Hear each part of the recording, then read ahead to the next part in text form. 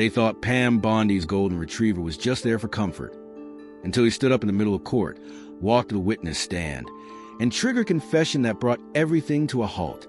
Murphy didn't bark. He didn't growl. He didn't even twitch an ear when Pam Bondi quietly tapped her heel against the wooden courtroom floor twice. But he moved without hesitation. The golden retriever rose from his relaxed posture beside the defense table. His leash, still loosely draped from Bondi's hand, slid off without resistance. He walked calmly, too calmly, across the courtroom, weaving between rows of chairs until he reached the witness stand. Then, without a sound, he sat right in front of Malcolm Behrens, the prosecution's star witness. No one spoke. Judge Gregory Watkins had been mid-sentence, but the moment Murphy sat down and locked eyes with Behrens, his words faltered, leaving his mouth slightly open in silence. The court reporter's fingers slowed. Even the bailiff, who had been standing near the back wall with his arms folded, leaned forward slightly, his eyes narrowing. Behrens stiffened. His throat bobbed. He looked down at the dog, then back at Pam Bondi. She didn't move. She just watched him and waited. "What is this?" The prosecutor whispered to his assistant, but no one answered. Behrens shifted in his seat.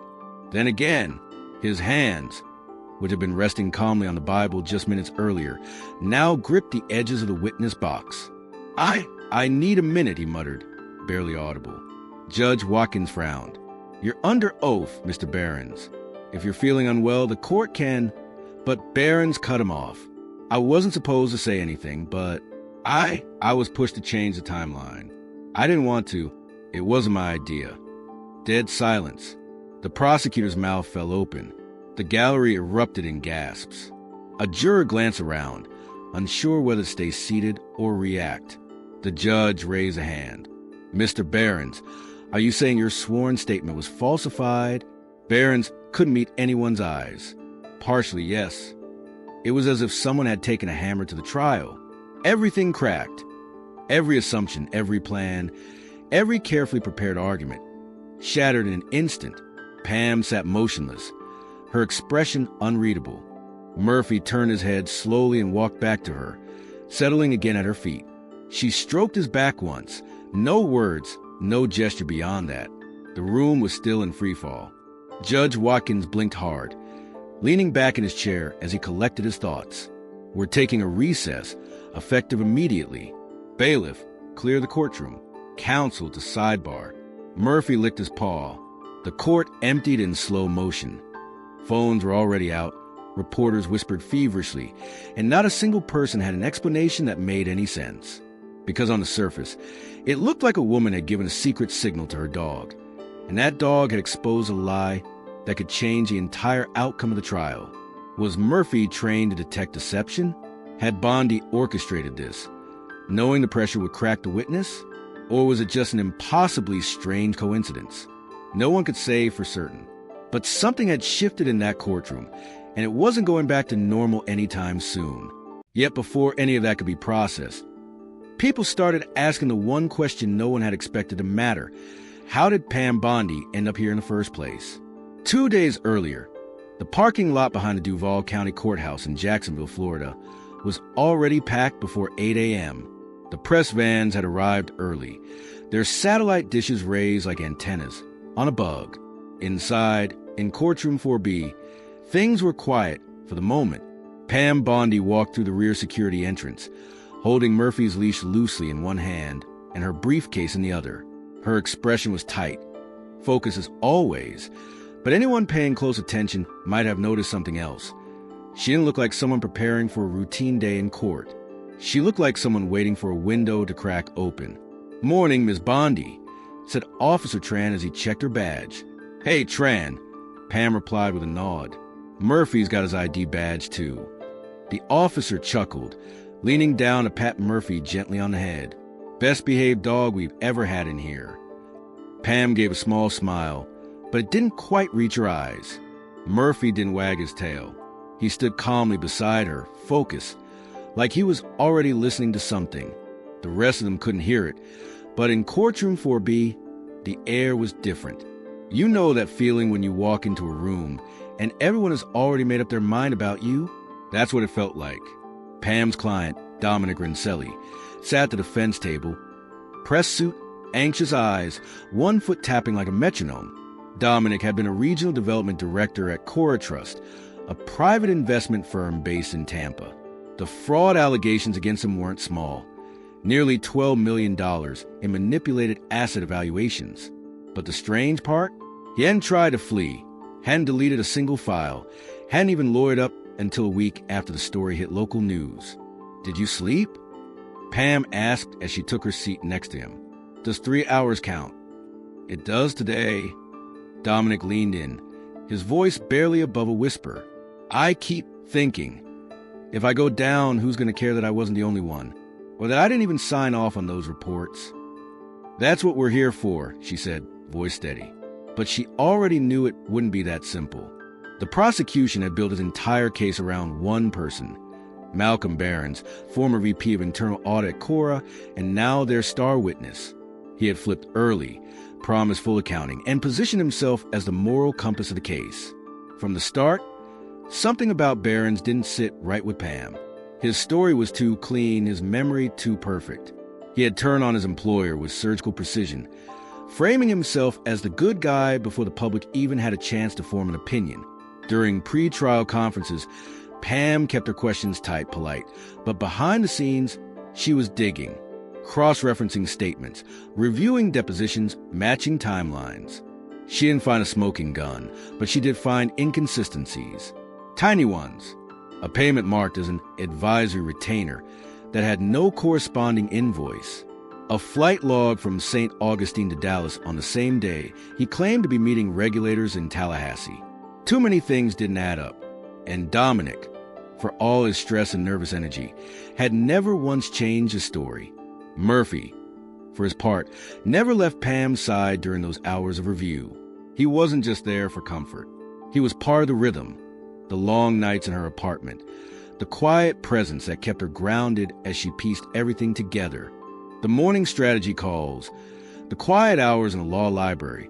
Murphy was always there, sitting nearby, ears perked every time Pam played Barron's deposition clips aloud. That was when she noticed something odd. Murphy reacted when Barron spoke. Nothing dramatic, but during certain answers, especially when Barron described the accounting chain or claimed he had worn upper management, Murphy would shift, a subtle stiffening, a lift of the head. "Once," he growled. "Just once." Pam hadn't forgotten it. Still, she knew she couldn't go to court waving suspicions. She needed something to crack. And as the trial began and Behrens took the stand, her gut told her it wouldn't take long. But Pam also knew that just suspecting someone wasn't enough. Sometimes you have to wait for the exact right moment to put the pressure where it hurts.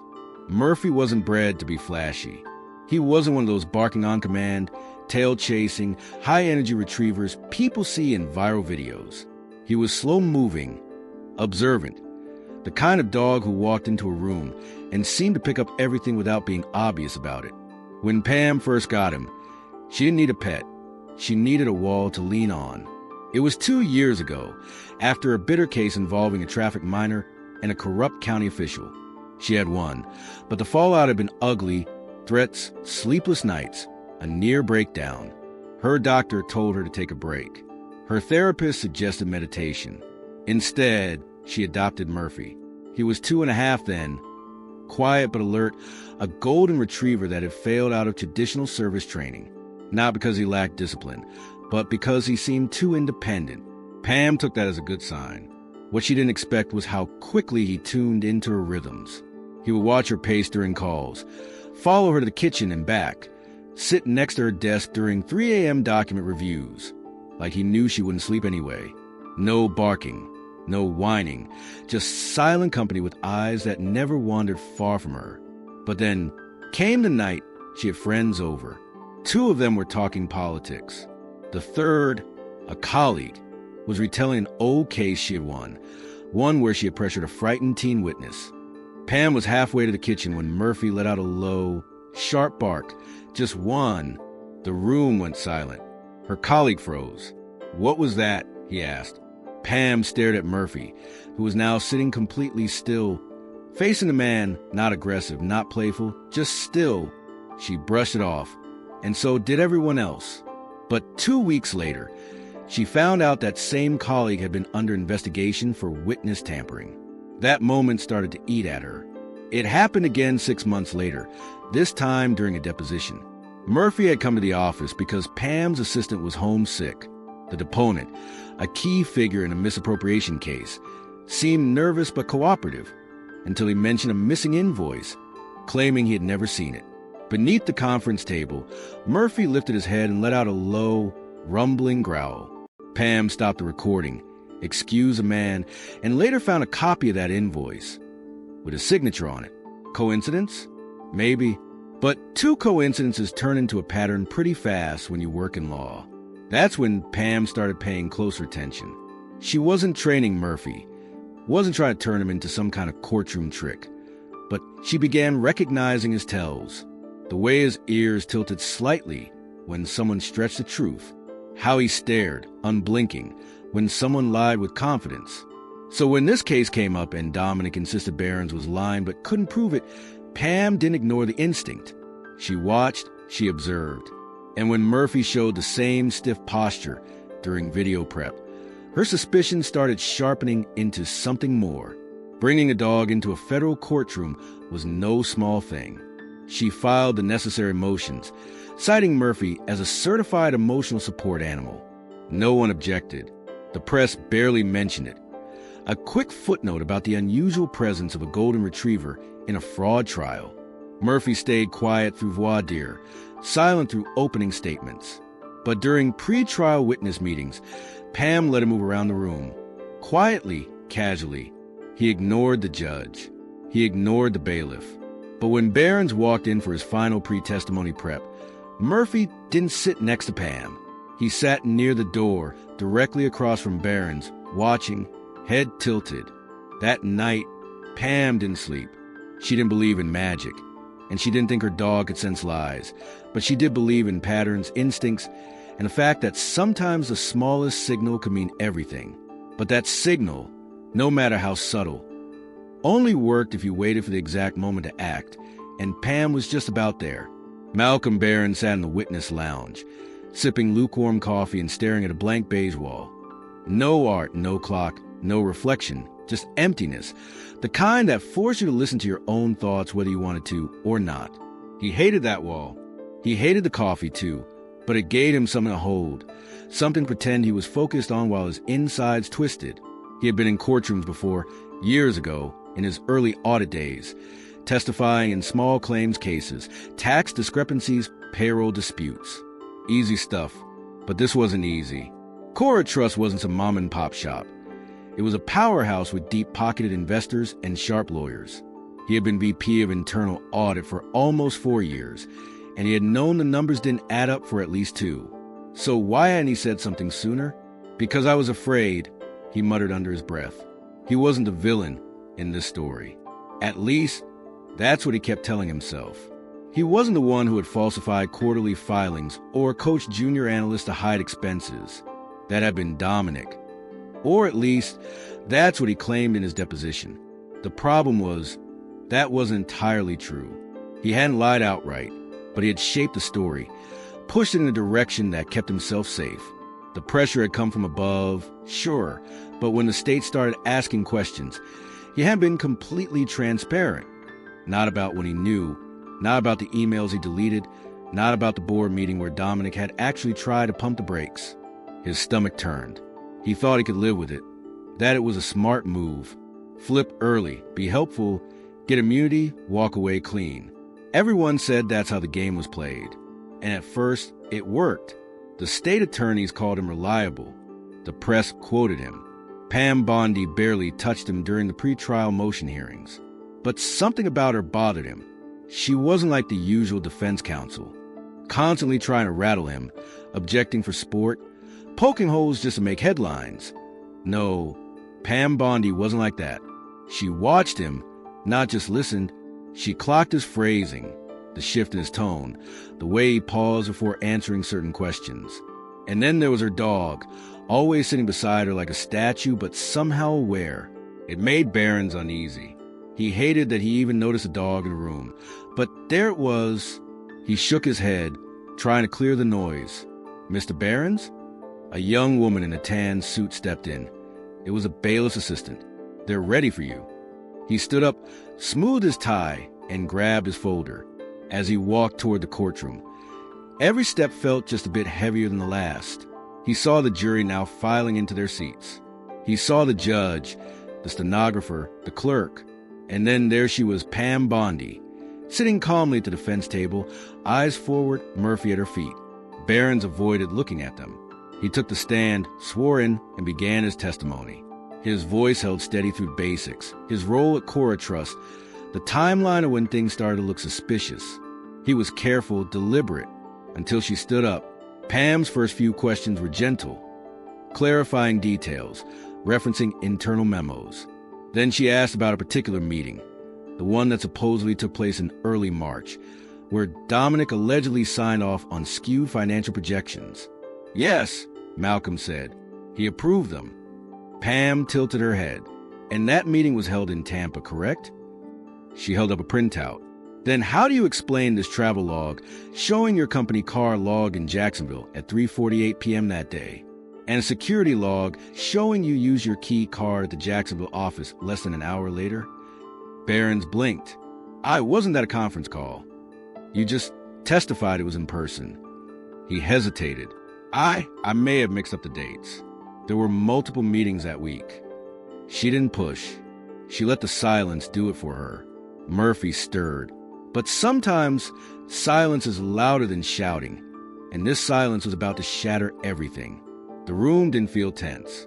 Not yet, not outwardly. The jurors were attentive, but no one seemed on edge. The clerk typed at a steady pace. The prosecutor leaned back slightly in his chair, tapping a pen against his leg, thinking they'd weather that little stumble with the travel log. But Pam Bondi knew better. She saw in the way Behrens adjusted his collar one too many times, how he kept licking his lips, and most tellingly, how his gaze flicked not at her, but at Murphy. That single, uncertain glance was all she needed. Slowly, she reached into her bag and pulled out a small binder, empty, just a decoy, placing it deliberately on the table beside her notepad. Murphy's eyes followed the motion. His ears perked, his weight shifted slightly. Pam said nothing. Instead, she tapped her heel twice. Quick, precise, subtle enough that no one else would register it. Murphy stood. Not eagerly, not like a dog expecting a treat, but with the measured hesitation of someone stepping into a space they weren't sure they wanted to enter. He moved deliberately across the courtroom floor, past the bailiff, around the end of the jury box. A few jurors leaned forward, intrigued. The clerk hesitated, fingers pausing above the keyboard. The prosecutor narrowed his eyes, debating whether to speak, but the judge, he simply watched. Murphy reached the witness stand, stopped, and sat directly in front of Malcolm Behrens. The room, though still outwardly calm, shifted. Behrens stiffened, his right hand curling into a fist on his thigh, the steady composure in his voice suddenly gone. Pam didn't say a word. She didn't need to. Behrens looked down at Murphy, then up, then back again, his mouth opening slightly before snapping shut. He rubbed his jaw, a nervous gesture, as if stalling for time, but the time for stalling had run out. "I wasn't supposed to talk about the first quarter filings," he blurted, his voice cracking. They told me to focus on Q2 and Q3. Said that was easier to control, less risk." Pam tilted her head slightly. "Who's they, Mr. Behrens?" He hesitated, then flicked his gaze toward the prosecutor's table before returning it to her. "Legal counsel from Cora and one of the outside advisors." I agreed. I didn't know how deep it went. A ripple of gasps swept through the gallery. The prosecutor shot to his feet. "Your Honor." But Judge Watkins didn't look away from Behrens. "Let him finish," the judge ordered. Behrens took a shaky breath. "I lied in my deposition. Not entirely, but I steered the story to protect myself and to protect others." The courtroom shifted. You could feel it in the sudden stillness, the way the bailiff instinctively stepped forward, not because anyone was in danger, but because the rules had just been broken, and when that happens, things get unpredictable. Murphy stood up, turned, and calmly walked back to Pam. The prosecutor whispered hurriedly to his assistant, clearly rattled. The jurors sat frozen, a few visibly stunned. Pam remained silent. Judge Watkins tapped his pen against the bench, once, twice, before sighing and dropping it. "This court is in recess," he announced sharply. "Counsel to sidebar. Now!" The room erupted. Reporters rushed toward the hallway, phones flashing, messages flying. The bailiff's assistant moved to clear the courtroom, but no one was leaving quietly. Through the growing chaos, Murphy simply sat at Pam's feet, head slightly tilted, watching the storm he may or may not have helped cause. No one could walk out of that room pretending nothing had happened. The question wasn't what came next, but what had just been revealed. Outside Courtroom 4B, the hallway buzzed like the aftermath of a lightning strike. Reporters clustered near the exits, murmuring frantically. Cameras were being unpacked. A live stream had already started, but no one really had words yet. They were all waiting for someone else to make sense of what they had just witnessed. Behind the closed doors of the judge's chambers, the silence was stark. Pam stood by the window, arms crossed, watching a pair of pigeons squabble over a crust of bread on a ledge outside. Murphy sat beside her, calm as ever. At the head of the table, Judge Watkins pinched the bridge of his nose, glasses off. "In all my years on the bench," he said slowly, "I've never seen a courtroom stop because of a dog." The prosecutor, still flushed, leaned forward. "Your Honor, with all due respect, this wasn't procedure. It was theater. Miss Bondi used that animal to manipulate the jury." Pam didn't look away from a window. "I didn't ask him to bark." Her tone was flat. "He didn't bark. He walked. That witness cracked on his own." Watkins looked up, eyes sharp. "You expect me to believe you didn't know this would happen?" Pam met his gaze. "I expected the truth to show up eventually," she replied. "I didn't know it would walk itself to the stand." Silence settled over the room again. Usami Yen, the prosecutor, exhaled, recalibrating. "We're going to need time. A lot of it. If the key witness admits to falsifying testimony, everything we built starts to collapse." Watkins nodded. "Agreed. But we also can't pretend this didn't happen." He turned to Pam. "Your dog isn't the issue.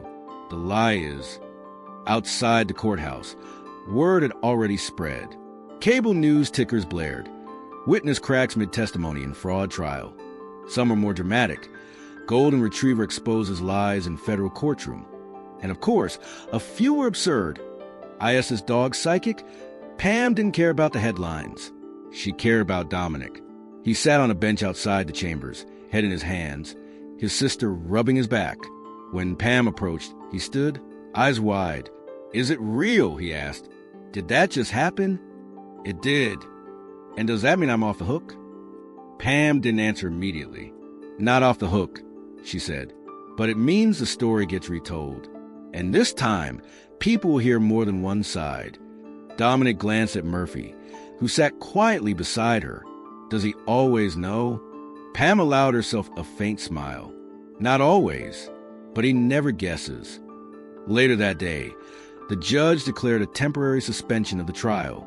The prosecution was ordered to review all prior testimony for inconsistencies.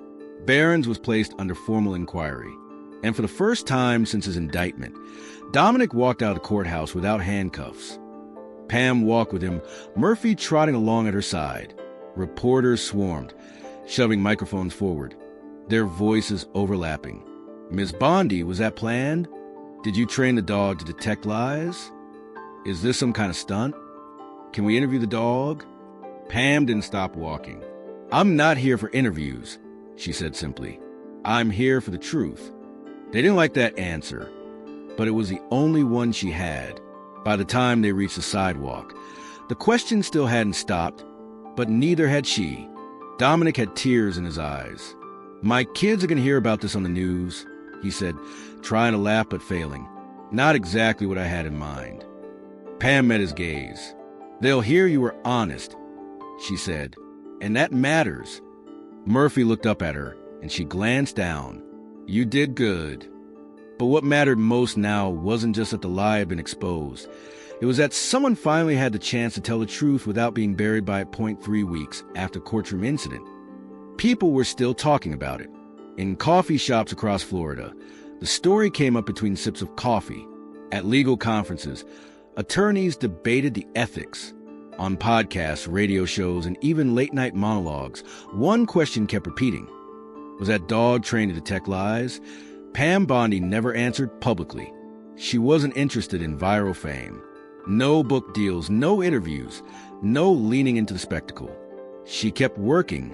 Case files, court prep, early morning walks along the St. Johns River with Murphy. But she didn't notice something. People treated her differently now. Not like a celebrity, but with caution, as if they were trying to figure her out without asking too much. As if they thought she could read minds, or that Murphy could. Dominic's case had changed completely after Barron's confession. Two more whistleblowers stepped forward. People who'd been too afraid before, assuming no one would believe them. But when the courtroom shook, so did their silence. The state reassessed the charges.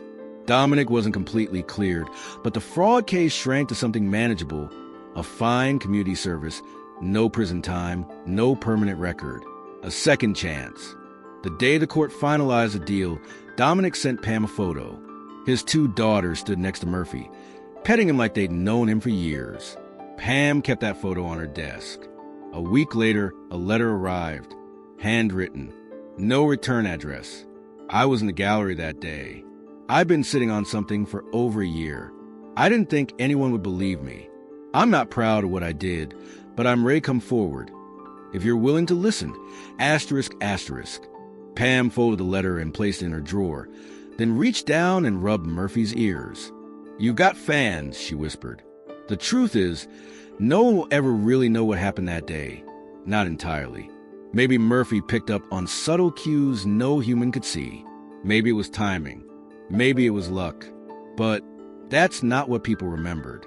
What they remembered was a moment when silence cracked, when a polished story unraveled, when one person, flawed, scared, guilty, chose to tell the truth in front of everyone.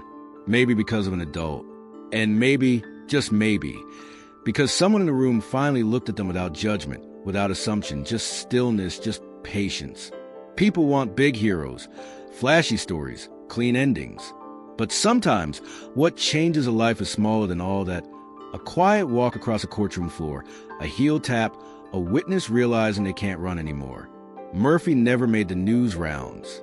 He wasn't invited to morning shows or given honorary ribbons. He just went back to being Murphy, watching, listening, being there. And maybe that's the lesson. Truth doesn't always need fireworks. Sometimes it needs stillness.